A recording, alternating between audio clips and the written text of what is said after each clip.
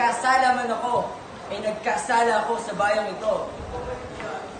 Dahil ako ay nagmaang-mangan na hindi na maaaring mangyari ulit yun sa aking ama.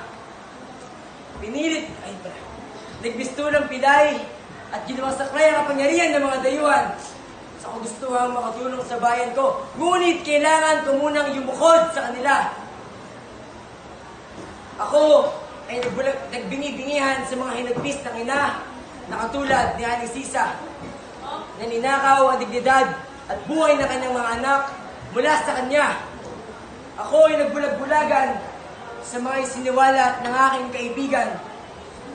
Pinilit kong pumikit sa mga katiwalian, pang-abuso at pang-alibusta ng mga dayuhan sa ating mga ama, mga ina, kapatid, anak, mestizo man o indio, mayaman man o mahirap, wala silang pinipili. Basta't may dugong indio. Tinanggalan nila tayo ng dangal at binasak ang ating mga kinabukasan nang sa gayon ay masakop nila tayo ng kanilang mga kapangyarihan. Hanggang sa tayo ay maging mahina, magkasakit at tuluyang mamatay.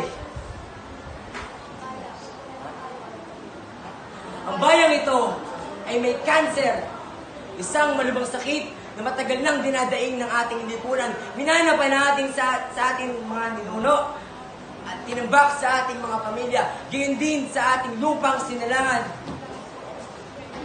Kung kaya't oras na upang ialay ko sa simbahang ito, itong bayan na may sakit.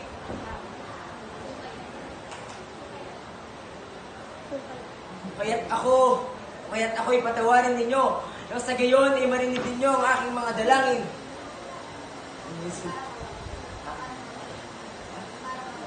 Parangawan nyo na, San Diego. Ako ay dinggin ninyo. Damahin ninyo ako. Dinggin nyo kaming sambayanan. Dinggin nyo kaming mga ninakawan ng kapangyarihan. Dinggin nyo kami! Dinggin nyo kami! Meron pa. Buenas tardes, mga binibini at Ginoo. Ako si Juan Crisostomo Ibarra Hoy Marcelin. Ako po ay anak ni Don Rafael Ibarra.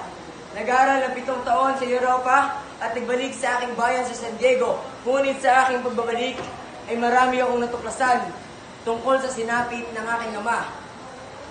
Ngunit imbis na nang siya ay ipaghiganti, mas pinili kong ipagpatuloy ang kanyang pangarap na pagpapatayo ng paaralan. Ako ay pinaratangan sa pagiging isang ere at pilibustero. Ngunit ang aking pagiging excomulgado ay nawala rin. Ako ay kasintahan ni Maria Clara.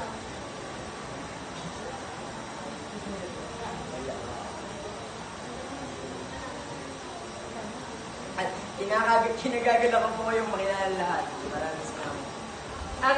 Ako si Victoria, kaibigan ni Maria Clara. Strict at mahigpit kung ako ay larawan. Ngunit ito lamang ang aking paraan na ako ay isang tunay. Pinsan ko si Sinang at ito may kasintahan ng Edwin. Kaibigan ng isa sa mga nasasandalan, sa kasiyahan, pati na rin sa kalungkutan. Sa problema ay tunay na malalapitan.